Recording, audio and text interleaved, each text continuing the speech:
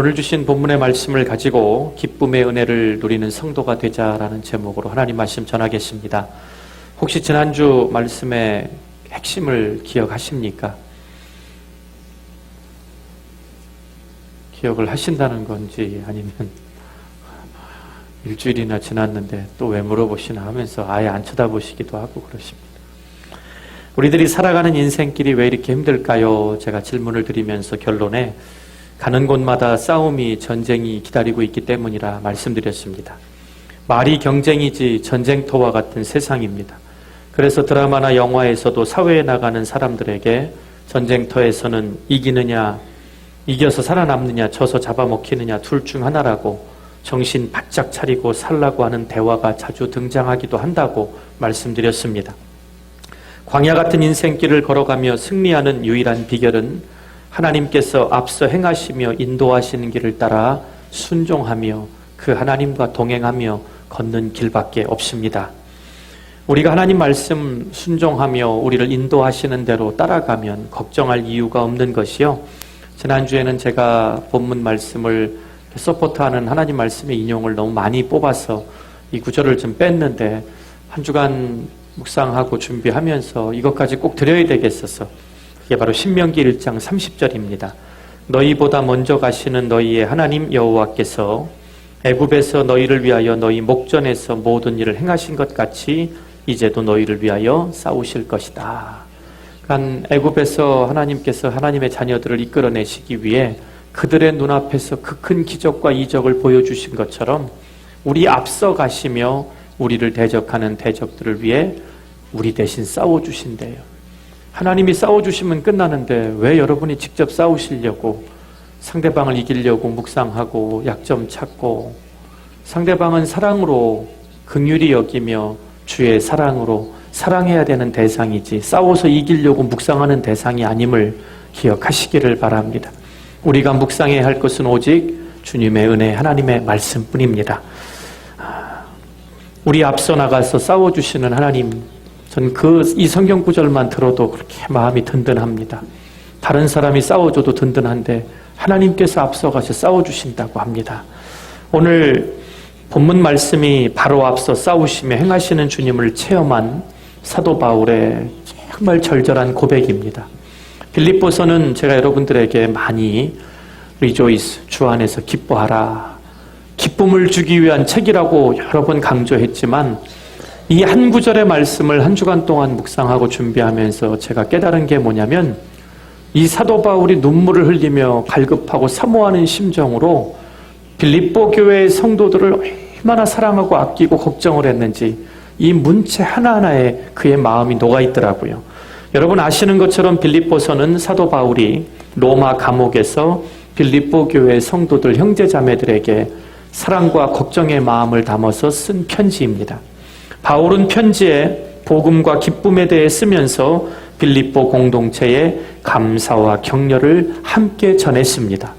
빌립보 교회는 제가 말씀드린 대로 유럽에 제일 먼저 세워진 주님의 교회였습니다.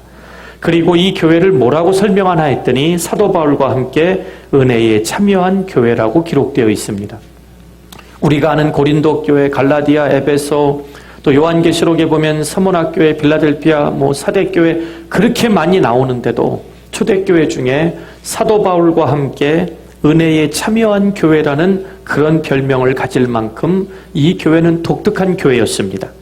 또 사도 바울이 예수 그리스도의 심장으로 성도들을 보고 싶어하고 사모하고 어떻게든지 이 말씀을 통해 그들에게 기쁨의 근원 되시는 구원의 확신의 은혜를 더 주기 위해서 사모했던 마음으로 쓴 편지가 바로 빌립보서입니다.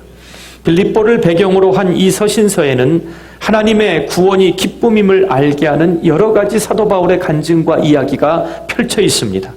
빌립보에서 복음을 전하던 바울은 신라와 함께 길을 가다가 누구를 만나죠? 용한 점쟁이를 만납니다. 근데 용한 점쟁이를 성경에 보면 단 한 번도 용하다, 잘 맞춘다라고 돼 있지 않고 귀신 들려 점을 치는 사람이다 이렇게 기록되어 있습니다. 솔직히 나는 점쟁이한테 가봤다. 손 들지 말고 속으로만 회개하시기 바랍니다. 딱 가면 다 반말이에요. 나이가 있든 없든 쌀 푹 던지고 흔들면서 왜 왔지? 그러면 그냥 바짝 얼어가지고 무슨 말을 할지 어떻게 하냐고요? 안 가봤어요. 저는 전도하러 들어가 봤습니다. 잘 들으세요. 성경에 보면 우리가 보통 귀신이 들리면 두 가지로 역사를 합니다. 첫 번째 케이스는 주로 우리가 말하는 크레이지, 미친 것들입니다. 귀신이 들리면 성경에는 7 귀신이라고 얘기하는 이유가 있습니다. 귀신이 레벨이 있어요. 자, 여러 번 말씀드렸죠? 한 귀신 정도 들어가면 그냥 혼자 희죽희죽 웃습니다. 둘쯤 들어가면 꽃을 입에 물든지 머리에 꽂고 다닙니다. 그렇다고 꽃무늬 입고 다닌 거 뭐라고 한 거 아닙니다. 셋쯤 들어가면 울었다 웃었다를 계속 반복합니다. 넷부터는 통제가 안 됩니다. 7쯤 들어가면 옷을 다 벗고 소리를 지르고 뛰어다니고 미치광인데 붙잡아서 쇠사슬로 묶어놔도 사탄의 영, 귀신의 영이 그 쇠사슬을 끊어버릴 만큼 강합니다. 그런데 또 다른 귀신의 케이스는 사람의 과거를 마치고 과거를 맞춰서 용한 것이 마치 우리를 주관하시는 하나님이 주관하시는 시간을 잡고 미래에 일어날 것까지 예측하는데 잘 들어보세요. 과거를 맞추니까 미래도 알 것이라고 우리가 말려 들어가는 거죠. 하나님이 정하신 우리의 미래는 절대로 사탄의 영인 귀신이 이래라 저래라 관여할 수 없습니다. 다시 말씀드리지만 귀신의 레벨은 사탄, 마귀, 사탄, 마귀, 옛뱀, 용, 이게 성경에서 쓰이는 마귀의 다른 명사형입니다. 그러니까 마귀, 사탄, 옛뱀, 용, 이건 같은 존재입니다. 마귀입니다. 그 밑에가 예수의 복음을 변질시키는 미혹의 영들입니다. 그리고 그 맨 밑에 쫄병이 꼬라지가 더러운 귀신입니다. 그걸 한국 사람들이 전설의 고향에서 무서운 귀신으로 이미지를 바꿔놔가지고 우리가 무서워하는 거지, 귀신은 한 번도 성경이 두려운 존재로 표현한 적이 없습니다. 더러운 존재입니다. 근데 우리는 어떤 존재예요? 하나님의 영인 성령을 모시고 유일하게 하나님의 창조물 중에서 영과 육이 공존하는 건 우리 사람밖에 없습니다. 근데 그 더러운 귀신의 대장인 사탄도 하나님의 천사장인 미가엘 천사장에게 공중에서 싸워서 패하여 이 땅에 떨어질 때 엘이 포로 바뀐 루시퍼, 그게 바로 사탄, 마귀인 것입니다. 근데 그 귀신 앞에 가서 성령을 모시고 있는 사람이 내 미래를 알려주세요 하고 점을 친다고요? 둘 중에 하나예요. 그 귀신이 많이 진화했든지 내가 성령이 가짜든지 절대로 점쟁이 앞에 찾아가서 여러분의 미래를 지나간 과거 맞힌 게 놀래요? 제가 맞춰볼까요? 예전에 과거에 아픔에 상처가 있지요. 말을 못해. 웬만한 거 저도 맞춥니다. 다 맞추는 것 같아도 나의 감정과 심리를 이용하는 거지, 절대로 하나님의 성령이 붙들고 있는 사람은 귀신이 감히 접근을 못하는 게 정상입니다. 반대로 내가 사도 바울과 실라처럼 성령이 충만하면 어떻죠? 귀신 들린 사람을 보면 용하다, 나도 한번 볼까, 이게 아니라 불쌍히 여기는 마음이 들어야 한다는 것입니다. 점쟁이를 볼 때마다 하나님의 영이 저 안에 없으니 저런 짓을 하고 있지 하면서 불쌍한 마음이 들어서 가서 나사렛 예수의 능력의 이름으로 그 귀신을 쫓아내줬습니다. 온전해졌습니다. 여인이 온전해지니까 어떻게 되죠? 전발이 안 씁니다. 평범한 인생이 됐습니다. 그랬더니 문제가 생겼지요. 이 여종을 소유하고 있던 주인들이 이 여종 때문에 복채를 받아서 엄청난 부를 누렸는데, 아니 사도 바울 신라 만나서 한번 머리 붙들고 기도해줬더니 귀신이 떠나가고 점괘가 안 보이는 거예요. 과거를 마치라 했더니 모르겠는데요. 이런 어떡할 거예요? 그래서 자신들의 손해를 고소한 일로 상관들이 사도 바울을 잡아다 옷을 찢기고 죽을 만큼 두들겨 패서 사도행전 16전에 보면 얼마나 깊은 감옥에 2발의 쇠사슬로 착고를 채워서 집어넣었다, 이렇게 기록되어 있습니다. 복음을 전하다, 사람들이 있는 곳마다 예수님의 부활의 능력을 전하러 가는 길에 귀신 들린 한 여자를 불쌍히 여기고 그를 고쳐줬다는 죄로 그렇게 붙들려서 죽을 매를 맞고 성경에 보니까 깊은 감옥에 던져졌습니다. 정말 그 깊은 감옥에 옷이 다 찢긴 채 죽도록 매를 맞았으니 온몸이 피투성이가 됐을 것입니다. 제가 금요일날 돌아와서 여러분에게 사도 바울이 돌에 맞아 거의 다 죽을 뻔했던 루스드라 성 이야기를 말씀의 주제로 해드렸습니다. 죽었는 줄 알고 질질 끌어다가 성 밖에 쓰레기장에다 버렸더니 제자들이 피투성이가 돼 있는 사도 바울에 둘러서 있는데 그때 툭툭 털면서 일어날 때 쓰였던 그 단어가 아네스테스. 무슨 얘기죠? 부활이라는 단어를 썼습니다. 주님이 살려주셨습니다. 그때 일어나면서 자신 때문에 돌에 맞아 죽어가던 스데반을 생각하고 얼마나 미안하고 얼마나 울고 자신은 살려주신 주님 앞에 감사해서 그 길로 그 성에 다시 들어가 제자들을 세우는 그의 모습으로 인생의 이런 핍박의 광야도 주님께서 살려주신 부활의 능력만이 우리를 살게 한다고 말씀을 드렸습니다. 오늘 사도 바울과 실라 그 깊은 감옥에 그냥 갇힌 것도 억울한데 얼마나 아팠을까요? 온몸이 피투성입니다. 밥도 안 줬을 것입니다. 두 발을 착고로 채워놨으니 움직일 때마다 살이 다 벗겨져서 침물이 나고 얼마나 뼈가 아팠을까요? 그런데 그 깊은 감옥에서 하나님이 주시는 평강의 복이 찾아오니까 기쁨을 넘어 그 복음의 구원의 환희가 견딜 수가 없이 기뻐서 흥얼거리며 신음소리 반 노랫소리 반 하면서 찬송과 기도를 부르기 시작할 때 그 감옥 안에 있는 모든 죄수들이 그들의 찬송과 기도를 들었다라고 사도행전에 기록되어 있습니다. 오늘 본문 말씀을 통해 주시는 영적인 교훈은 크게 두 가지입니다. 첫째로 그리스도인은 예수 그리스도 주님 한 분 때문에 기뻐해야 합니다. 목사님 갔다 오시더니 우리가 또 뭘 그렇게 울고 다녔길래 본문을 기뻐하라 기뻐하라 한 절 정하셨나 했지요. 여러분 많이 기뻐하시고 변했지만 기쁨의 근원이 예수 그리스도의 생명의 이름 때문임을 오늘 다시 한번 확인하게 되기를 바랍니다. 복음 때문에 고난당하는 바울에겐 오히려 이 아픔이 기쁨이었습니다.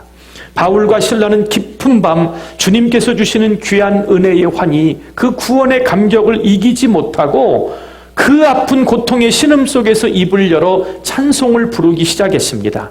사도행전 16장 25절에 헬라어 원어를 우리말로 그대로 죄수들이 듣더라로 번역이 됐습니다. 우리가 듣는다 하면 영어로 listen과 hear가 있습니다. listen은 귀를 기울여 듣다. 누가 대화할 때 저 왜 저렇게 맑게 못 알아듣지? 대충 들어서 그래.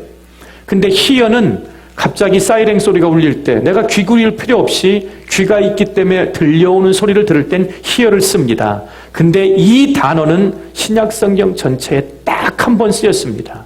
무슨 듣는다라는 뜻이냐면 헬라어 에페크로온토라는 단어로 쓰였는데요.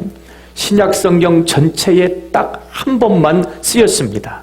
그리고 이 동사의 원형인 에파크로아오마이라는 단어는 무슨 뜻이냐면 소리를 듣는다는 뜻의 일반적인 단어인 아쿠오라는 단어가 아니라 내가 좋아하는 노래를 연주를 들으려고 가면 기대하면서 기쁨을 가지고 표를 사고 들어갈 때 긴장하죠. 왜요? 그 좋아하는 노래를 듣고 싶어서. 시의 낭송이나 내가 무언가를 마음의 문을 열고 준비함으로 기쁨으로 듣는다고 할 때 쓰인 단어가 바로 이 단어입니다.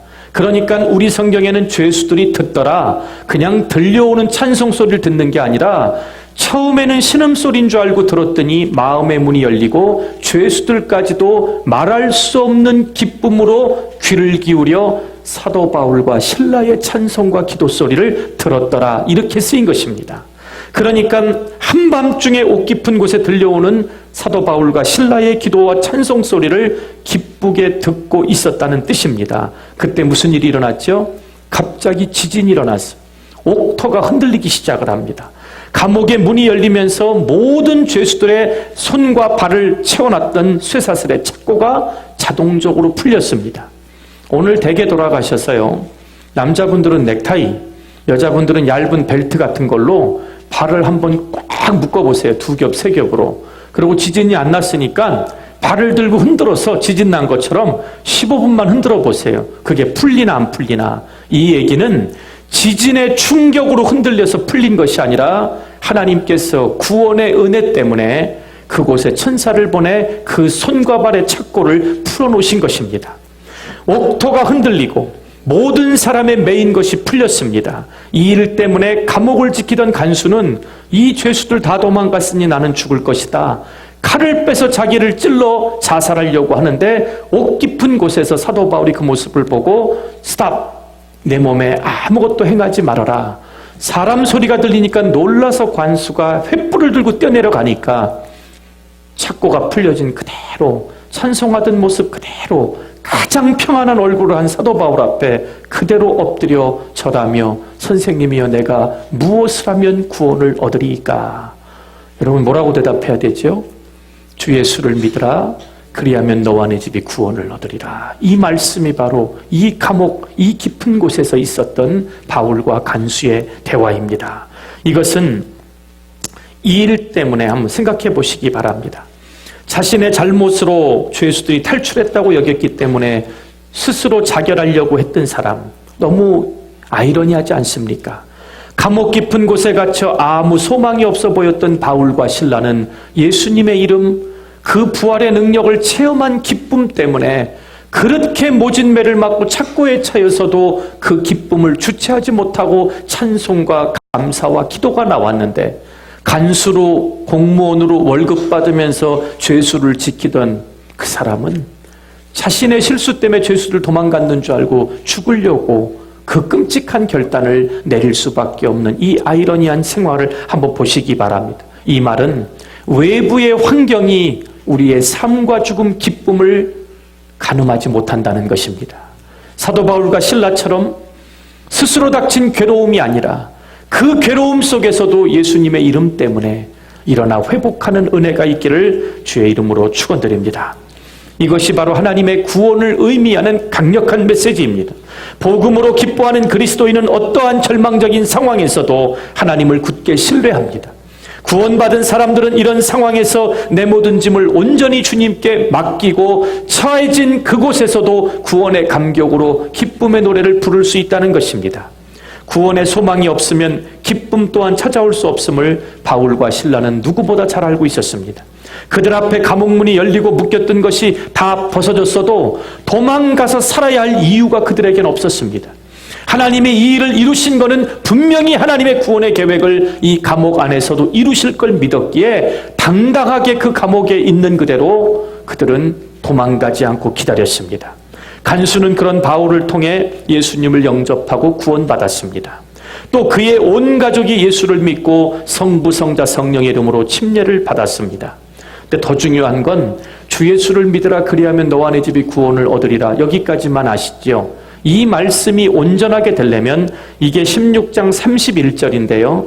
사도행전 16장 34절까지를 한 문장으로 보셔야 됩니다. 뭐라고 써있냐면 그의 온 집안이 하나님을 믿음으로 크게 기뻐하였더라. 그러니까 우리가 기쁨의 원인이 어디서 와야 된다고요? 하나님을 믿게 된 은혜에서부터 기쁨의 근원이 찾아오게 되기를 바랍니다.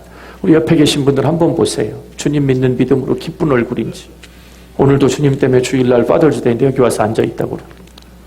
자, 둘째로 둘째 하기 전에 여러분에게도 이런 구원의 감격과 기쁨이 충만하시기를 축복합니다. 이렇게 사도 바울은 빌립보에서 성령님과 동행함으로 복음 사역 아름답게 행할 수 있었고, 그리고 빌립보 교회는 고난 중에 찬송함으로, 고난 중에 기뻐함으로 크게 부흥 성장하는 아주 모델 같은 초대교회가 될 수 있었던 것입니다. 둘째로 다시 말해도 그리스도인은 구원받은 은혜 때문에 기뻐해야 합니다. 미쳤다는 소리를 들어도 어떻게 이런 상황에서 이렇게 사업이 안 되고 어려운데도 기뻐할 수 있느냐? 예수님이 주신 구원의 은혜 때문에. 어떻게 이렇게 몸이 아파서 그렇게 병원 다니고 항암 치료받고 약에 시달리는데도 그렇게 예배 시간을 기다리며 기뻐할 수 있느냐? 구원받은 은혜 때문에. 그래서 세상이 우리를 이해하지 못하는 그 하늘의 기쁨에 대한 호기심을 우리의 얼굴에서, 우리의 삶에서 나타내야 그런 사람들을 그리스도인이라고 부르는 겁니다. 근데 우리 교회, 한국교회는 교회 나와 앉아있으면 자동으로 신분이 성도가 되더라고요. 그렇죠? 자동으로 성도가 되고, 초대교회 형제님, 자매님 아무한테나 부르지 않았습니다. 예수의 능력의 이름으로 구원받고 성부, 성자, 성령의 이름으로 회중들 앞에 침례를 받고 주의 만찬에 참여하며 주님의 고난에 동참한 자들끼리 서로를 형제 자매라고 불렀습니다. 빌립보서는 총 4장으로 되어 있습니다. 총 104절밖에 되지 않는 짧은 편지입니다. 서론, 인사, 축도 이런 거 인사말 빼고 나면 얼마 안 됩니다. 하지만 이 서신서에서는 기쁨, 기뻐하라는 단어가 얼마나 여러 번 반복되는지 모릅니다. 본문 4절 1절에서도 기뻐하라는 말이 무려 2번이나 나옵니다. 사도 바울이 이 편지를 쓴 곳은 로마의 깊은 감옥입니다. 수도원이나 따뜻한 방에서 쓴 게 아닙니다. 그의 감옥은 특별히 아무나 지킨 게 아니라 로마의 황제를 지키는 시위대가 지켰습니다. 사도 바울도 석방될 가능성이 거의 없다는 것을 직감하고 있었습니다. 그런데도 바울은 빌립보 교회 성도들에게 계속해서 주님 때문에 기뻐할 것을 권면하고 있습니다. 감옥이 어떤 곳입니까? 미국의 감옥은 인격이 있는지 모르지만 2000년 당시 감옥은 첫째로 인격이 유린당한 곳입니다. 자유롭게 행동하고 말할 수 있는 것이 아닙니다. 매임을 당하고 매를 맞고 고문을 당하고 끔찍하게 버티는 곳입니다.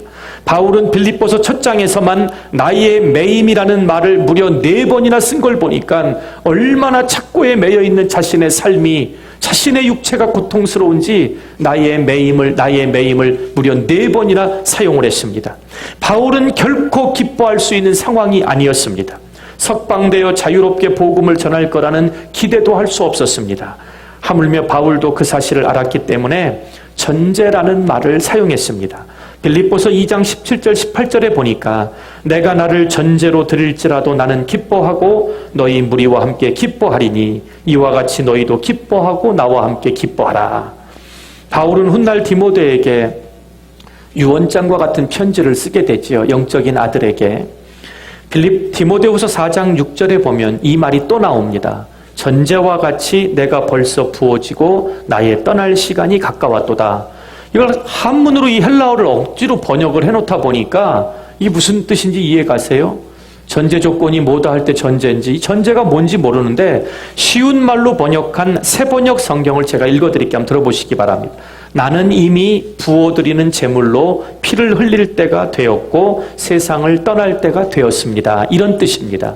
그러니까 나는 이미 피를 흘리며 죽어가는 제물로, 전제라는 제물로 부어진다. 제단 위에 부어진다. 즉 자신의 순교가 다가오는 것을 직감하고 있었다는 것입니다. 그러니 사도 바울은 자신이 곧 순교의 제물이 된다는 것을 알고도 이런 편지를 쓴 것입니다. 또 그럼에도 불구하고 기뻐하고 또 기뻐하고 있다고, 너희들도 나와 같이 이 예수님 때문에 기뻐하는 그리스도인들이 되어달라고 부탁하고 있습니다. 죽음을 눈앞에 둔 사람이 이렇게 기뻐하는 것을 보신 적이 있습니까?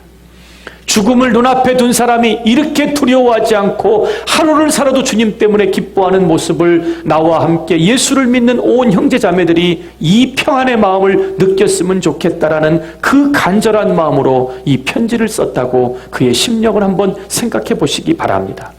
보통 이런 상황이라면 감옥 밖에 있는 가족들이나 친구들이 감옥 안에서 사형을 기다리고 있는 사람을 위로하고 격려하고 달래는 게 보통입니다. 근데 거꾸로 사도 바울은 감옥 안에서 기뻐하고 기뻐하면서 감옥 밖에 있는 빌립보 교회 성도들, 형제 자매들에게 자신이 갖고 있는 복음 때문에 이 기쁜 이 환희를 나누어 주고 가고 싶었습니다. 누가 어떤 핍박이 와도 그 주님 때문에 받은 이 기쁨을 빼앗기지 않는 그런 온전한 믿음의 성도가 되는 것, 그것이 사도 바울의 간절한 사모함이었습니다. 오늘 감옥에 갇힌 사도 바울은 자유롭게 사는 빌립보 교회 성도들에게 계속해서 기뻐하고 기뻐하라. 왜 그럴까요? 제가 이건 권면인 줄 알았더니 이게 하나님의 명령이기 때문에 그렇더라고요. 우리가 예수를 믿는데 기뻐하는 것은 권면 상황이 아니라는 것입니다. 데살로니가전서 5장 16절에도 뭐라고 돼 있죠? 항상 기뻐하라. 이것이 그리스도 예수 안에서 너희를 향하신 하나님의 뭐라고요? 뜻이니라. 너무 잘하셔요. 놀래 막 저렇게 성경을 잘하시는데 어떻게 그렇게 사실까?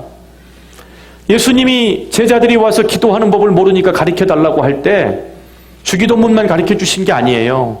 세상 사람들은 먹을 거 달라, 입을 거 달라, 마실 거 달라, 주세요, 주세요 기도하면서 뭐라 그러죠? 이건 하나님을 모르는 이방 사람들이 구하는 것이요. 너희는 먹을 거, 입을 거, 마실 거 보다 먼저 하나님의 나라와 의를 그 뜻을 구하라. 거기서 말하는 뜻이 뭐라고요? 항상 기뻐하라. 예수님의 구원의 은혜 때문에 기뻐하는 것이 그리스도 예수 안에 있는 우리를 향한 하나님의 뜻이래요. 그러니까 우리가 기도하는 이유가 뭐라고요? 하나님의 뜻이 우리 안에 기쁨으로 표출되도록. 근데 우리는 주세요 주세요인데 하나님이 우리에게 원하는 뜻은 구원의 감격 때문에 어떤 상황에서도 기뻐할 수 있는 믿음을 잃지 않게 해달라고 기도하라는 거예요. 우리의 기도 제목이 바뀌지 않는 이유가 뭐예요? 지금도 무엇을 먹을까 입을까 마실까 염려함으로 주세요 주세요 그 기도를 하나님의 뜻으로 구하지 않기 때문에 그런 것입니다. 그리고 하나님이 뭐라 그래요? 쉬지 말고 기도하래요. 그리고 어떻게 감사하래요? 범사 모든 일에 감사하래요. 제가 처음에는 어떻게 성경을 읽었는 줄 아세요? 때때로 기뻐하라. 혼자 바꿨어요. 기도할 수 있을 때 기도하라. 감사할 수 있을 때 감사하라. 항상이라는 말이 저를 얼마나 괴롭혔는지 몰라요. 왜요? 항상이라는 말이 없으면 지킬 수 있을 것 같아요. 근데 하나님이 우리를 만드셨어요. 여러분, 나는 내 자신 제일 잘 안다고요? 아니에요. 우리 아픈 의사한테 가서 보여야 살아요. 근데 하나님은 만세전에 우리를 다 아시고 만드시고 우리의 머리카락이 몇 개인지까지 다 시신받으셨대요. 불꽃 같은 눈으로 우리의 심령을 감찰하신 하나님이 항상 쉬지 말고 범사의 말을 왜 놓으셨을까요? 이 말씀 없으면 우리 식대로 믿고 우리 식대로 믿음 없는 걸 아시기에 너희들의 의지로 지킬 수 있는 것이 아니니 하나님의 평강의 복을 위하여 구원의 감격을 믿음으로 붙들라고 우리에게 명령하신 것이지, 기뻐해도 되고 안 해도 되고 기뻐할 수 있을 때 기뻐하고 슬플 때 원망하고 짜증내라고 주신 말씀이 아니라는 것입니다. 오늘 항상 성도로서 기뻐하는 것은 우리를 향한 하나님의 뜻일 뿐 아니라 위엄하신 하나님의 명령임을 오늘 꼭 여러분 마음판에 새기시기를 주의 이름으로 부탁드립니다. 문제는 항상 기뻐하며 사는 것이 쉽지 않다는 것입니다. 머리로는 충분히 아는 지식이지만 연약한 인간의 죄성을 가진 우리에게는 여간 어려운 일이 아닙니다. 제가 왜 그걸 모르겠습니까? 예배드리는 시간에는 기뻐할 수 있습니다. 찬양할 때 나도 모르게 감격하며 기뻐할 수 있습니다. 일상에도 잠시 동안 기쁠 때는 희락을 누릴 수 있습니다. 하지만 계속해서 기뻐하기란 여간 어려운 일이 아닙니다. 인간에게는 타고난 고독과 무력감이 있는 한 온전한 기쁨을 누릴 수 없는 존재, 불가능에 가깝습니다. 오직 예수 그리스도를 통한 구원의 기쁨만이 그 한계를 넘어설 수 있는 것입니다. 사도 바울과 실라가 둘이 두들겨 맞고 옥에 갇혔을 때 처음에 이렇게 얘기하지 않았을까요? 우리가 왜 맞았지? 뭐 혹시 잘못한 거 있나? 아니야, 우리 잘못한 거 없어. 예수님의 이름으로 귀신 쫓아준 것밖에 없어. 설마 그것만 했으려고 또 있어. 우리 만나는 사람마다 복음 전했어. 아, 그게 우리가 맞은 이유구나. 이렇게 대화하다가 노래가 나온 거예요. 그러니까 사도 바울과 실라의 마음속에는 예수님 때문에 구원받은 걸로 세상 그 모든 것을 바꾼다 해도 그 구원의 감격을 놓치지 않았던 거예요. 오늘 우리 교회들이 초대교회처럼 돌아가는 방법은 단 한 가지입니다. 여러분이 지금 있는 상황에서도 예수님의 이름 때문에 구원받은 그 은혜로 감격으로 기뻐할 수 있느냐는 것입니다. 항상 기뻐하라는 말씀이 24시간 내내 아무 일도 하지 말고 기뻐하라는 뜻일까요? 아니에요. 그 항상이 아니에요.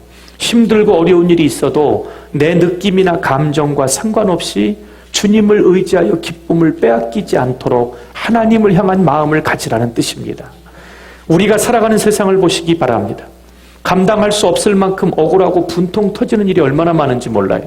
제가 25년 전에 미국에 처음 왔을 때 왜 이민 먼저 왔다고 저를 가르치는 어른들이 많았습니다. 미스타워 운전할 때는 말이야, 고속도로에서 60마일이면 10마일씩 더 오버해도 괜찮아. 그래서 전 법적으로 10마일이 보장된 건 줄 알았어요. 그리고 또 뭐라 그러냐면 10마일을 더 넘게 오버해도 차가 빠르게 흐름이 있을 때는 따라가면 안 잡힌대요. 한번 잡혔어요, 시카고에서. 잘 빠지길래 따라갔더니. 그래서 경찰한테 난 미국 온 지 얼마 안 됐는데 우리 선배들이 이렇게 가르쳐줬다. 차가 뚜루 흐름이 있을 때는 따라가라 그랬다. 그랬더니 뭐라는 줄 아세요? 너부터 자꾸 저놈들 쫓아가 잡을 거래요. 근데 할 말이 없는 거예요. 얼마나 분통이 터졌는 줄 아세요? 세상에는 세상의 경험담대로 살아갈 수 없습니다. 누가 나를 위로하고 격려해 준다 그래도 그때 달라요. 사람들의 판단과 적용점도 좋을 때마다 다르고 환경에 따라 다르고 내가 불리하고 내가 불합리하면 자기 빠져나갈 것 다 챙겨놓습니다. 그러나 예수님만큼은 빠져나갈 수 있는 능력이 없어서가 아니라 우리가 보기에는 세상이 보기에는 십자가가 미련하고 멸망했지 구원받은 우리에게는 생명을 주시는 하나님의 능력이라고 왜 사도 바울이 똑같은 십자가를 그렇게 표현했을까요? 세상이 보기에는 미련하고 억울하게 억지로 죽어가는 사형틀이지만 저와 여러분에게는 영생을 주시는 하나님의 능력이 바로 그 십자가 위에서 이루어졌다는 것입니다. 오늘날 교회들마다 세상에 유명한 이슈들 뭔가라도 하나 지식으로 배우고 왔다 그러면 설교 오늘 은혜스러웠다 잘 들었다고 생각하는데 초대교회 사도 바울 베드로의 설교는 오직 복음 구원의 확신이었습니다. 오직 성령의 능력으로 더러운 귀신을 쫓아내고 묶여있는 자들을 자유케 하는 오직 예수님의 이름의 능력이었습니다. 오늘날 교회들마다 십자가와 복음의 설교로 다시 돌아가지 않는 한 교회와 성도들에게 희망은 없습니다. 세상에 있는 이슈거리 과하게 많이 읽어다가 이와 갖다 붙이고 오늘 교회에서 뭔가를 학교에서 그렇게 많이 배운다고 우리가 인생이 바뀌었나요? 지식이 많아서 인생이 바뀌는 게 아니라 살아계신 예수님을 만나는 사람이 인격이 바뀌는 것입니다. 오늘 그 은혜가 있기를 바랍니다. 어려운 경제 때문에 생긴 물질 문제의 부담과 어려움, 인간관계의 갈등, 질병으로 인한 고통과 아픔, 슈퍼갑의 횡포, 죄의 끊임없는 유혹과 충동, 호시탐탐 저와 여러분을 넘어뜨리려고 기회를 엿보며 우는 사자처럼 우리 주변을 맴도는 사탄의 계략, 이 모든 것이 하루에 수도 없이 저와 여러분을 두려움에 몰아넣고 분노를 일으킵니다. 사탄이 가장 즐겨 쓰는 방법이 분노입니다. 뭐지요? 우라가 치밀어서 화내는 거 있죠. 화를 내보세요. 방언기도 하던 사람은 방언이 끝입니다. 은사 받은 사람들이 세상적인 일로 분노하고 화를 내면요 하나님께 받은 기쁨이 사라집니다. 그런 사람 있으면 보여주세요. 하나님의 평강의 기쁨이 넘치는데 화를 동시에 내는 사람이 있습니다. 그 비결 좀 배우게 해요. 화를 내고 분노하고 불평의 입술이 터져 나오는 순간 하나님이 주신 하늘의 기쁨은 사라집니다. 그래서 그걸 지키는 것이 의무가 하나님의 명령인 것입니다. 오늘 그런데도 주님은 사도 바울을 통해 우리에게 항상 기뻐하라고 명령하십니다. 이것이 우리를 향한 하나님의 뜻이고 하나님의 명령이니 너희들은 그래도 나보다 낫지 않냐. 나는 이 감옥 속에서도 그 주님 때문에 기뻐하니 너희들도 주 안에서 기뻐하라. 내가 다시 말하노니 기뻐하라. 너희의 모든 관용을 남에게 알게 하고 너희의 기쁨을 나누어주는 존재들이 되라. 목사님, 전도는 어떻게 하는 거예요? 내가 갖고 있는 기쁨을 남과 나누는 거예요. 여러분하고 같이 있으면 기쁘고 행복하고 배가 든든한데 안 따라 나오겠어요? 근데 기쁘다가도 누구 만나면 화가 나. 그럼 교회 나오겠어요? 멀쩡히 있다가 교회 안에 들어오면 화가 나. 교회 나오겠어요? 저는 그런 사탄의 악한 영들이 사라지기를 바랍니다. 지금까지 가시같이 남고 있어서 내 곁에 다가오지 못하게 하는 가시나무새라는 것도 여러분 아시잖아요. 내 안에 내가 너무나 많고 너무 가시가 많아서 작은 새 하나 쉬러 와도 찔려서 가시에 찔려 도망가는 오늘날 우리들의 교회의 공동체가 세상의 영혼들을 받아들이고 저들을 영적으로 채워야 되는데 우리 스스로 가시가 되어 그들을 쫓아내고 있지는 않은지 오늘 이 말씀 앞에 철저히 반성하는 시간이 되기를 바랍니다. 어떤 분이 항상이라는 부사가 너무 부담스럽다고 저한테 이렇게까지 질문하시더라고요. 사도 바울은 아마 우리가 살아갈 세상을 너무 발달한 세상을 모르셔서 그랬을 거래요. 또는 감옥에 너무 매를 맞고 오래 갇혀 있어서 세상 돌아가는 걸 잘 몰라서 그랬을 거래요. 아니에요. 제가 사도 바울에 대해서 이 말씀 때문에 얼마나 묵상을 해갖고 왔는지요. 복음을 전하고 주님의 증인이 되다가 얼마나 매를 맞고 고통스러웠는지 사도 바울도 우리와 똑같은 사람이라 고린도후서 1장 8절 9절에 얼마나 고통스러웠으면 이렇게 표현합니다. 내가 얼마나 힘들고 고통스러웠으면 힘에 겹도록 심한 고난을 당하여 살 소망까지 끊어지고 사형 선고를 받은 줄 알았노라고 그렇게 고백했어요. 예수님 때문에 나는 내 안에 내가 산 것이 아니라고 기쁨으로 고백을 했는데요. 너무 매를 맞고 굶고 오해받고 너무 사도 바울을 죽이기 전에는 먹지도 마시지도 않겠다는 이 유대인 40명 특공대를 피해 다니느냐고 얼마나 괴로웠으면 살 소망이 끊어졌대요. 고통 때문에. 우리가 받는 고통 때문에 살 소망이 끊어져 보신 분이 있으세요? 아무리 죽겠네 해도 배고프면 밥 먹게 되고요. 아무리 나는 못 살겠다고 이제 어떻게 사냐고 해도 피곤하면 다 자고요. 또 일어나면 걱정하고요. 또 피곤하면 자고 또 배고프면 먹고 그러면서 시간이 지나니까 그것이 간증거리라고. 왜요? 우리는 살 수 있어요. 주님 때문에. 그 사도 바울이 쓴맛과 단맛을 다 겪어본 사람입니다. 빌립보 교회에 편지를 쓰는 순간에도 그 깊은 감옥에서 하지만 바울은 기뻐하며 빌립보서 3장 1절에 나의 형제들아 주 안에서 기뻐하라. 4장 10절에는 내가 주 안에서 크게 기뻐함은 이런 표현을 통해 너희들이 나와 같은 예수님 때문에 살아가고 있는 이유가 기뻐함으로 드러나야 그것이 주님의 교회다. 이렇게 말씀하고 있습니다. 오늘 예수님을 믿으면 하나님이 우리 인생에 뭐가 되시죠? 목자가 되십니다. 여러분 믿으시죠? 그 하나님이 나의 목자가 되시면 나에게는 부족함이 없는 것입니다. 그래서 선한 목자 되신 주님께서 우리 인생길에 앞서 행하시며 우리를 인도해 주십니다. 이런 관계가 이루어지려면 먼저 하나님과 연합되는 관계가 있어야 됩니다. 부부가 호적신고 올렸다고 부부가 아니라 정신까지 몸까지 하나로 연합할 때 진정한 부부로 얘기하는 것처럼 영적으로 신랑 되신 예수님, 내가 믿음으로 하나대로 연합되려면 여러분이 지금 주님의 몸이 떠나 있는지 내 안에 있는지 요한복음 14장 20절의 그 증거가 사도 요한이 이렇게 남겼더라고요. 그날에는 내가 아버지 안에 너희가 내 안에 내가 너희 안에 있는 것을 너희가 알리라. 이게요, 설명을 안 하면 그날이 도대체 어떤 날인지, 내가 네가 네 안에 내 안이 이게 누구 아닌지 읽다 보면 읽은 것 같은데 물어보면 아무도 몰라요. 이게 무슨 말이냐면 성령이 임재하셔서 나에게 충만함으로 기름 부으심이 있는 날 아버지 하나님 아버지께서 내가 하나님 아버지 안에 거하고 2000년 전에 십자가에 달려 돌아가신 그 주님의 말씀의 능력이 내 안에 거하고 내가 그 주님 안에 거하는 것을 우리가 성령으로 알리라. 그러니까 예수님 안에 거하면서 어떻게 저런 짓을 할 수 있지? 연합이 안 된 거예요. 연합돼 있고 교회 안에 있다고 구원받았다고 착각하는 것이지 절대로 구원의 감격과 기쁨이 있어서 주님과 연합의 삶을 사는 성도라면 세상에 주님의 이름을 땅에 떨어지게 그렇게 살 수 없는 것입니다. 오늘 빌립보서 4장 13절 잘 들어주시기 바랍니다. 그 전에 하나만 할게요. 오직 성령의 임재로만 알 수 있는 것입니다. 어떻게 말씀 한마디로 창조를 세계를 창조하신 하나님이 그 절대자이신 하나님이 저와 여러분의 몸을 성전 삼고 우리 안에 거하실 수 있단 말입니까? 이게 기적이 아닐까요? 어떻게 2000년 전에 나를 위해 십자가에 달려 죽으시고 부활하신 그 영광의 주님이 시간과 공간을 초월하여 우리 안에 거하시고 내가 그 주님 안에 거할 수 있단 말입니까? 결론은 예수님을 믿는 믿음이 살아있다면 그것이 가능해진다. 이것이 성경이 우리에게 말하는 진리라는 것입니다. 믿으면 가능해진다는 것입니다. 믿으면 이런 놀라운 일이 우리 삶에 실제로 일어난다는 것입니다. 신비스러운 연합이 이루어지고 놀라운 관계가 맺어집니다.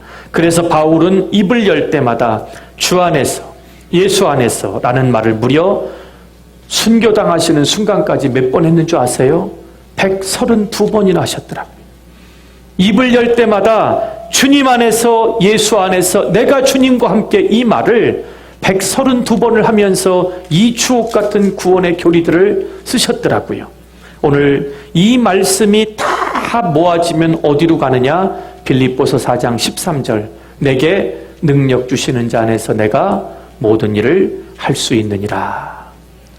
아멘 하셔야죠.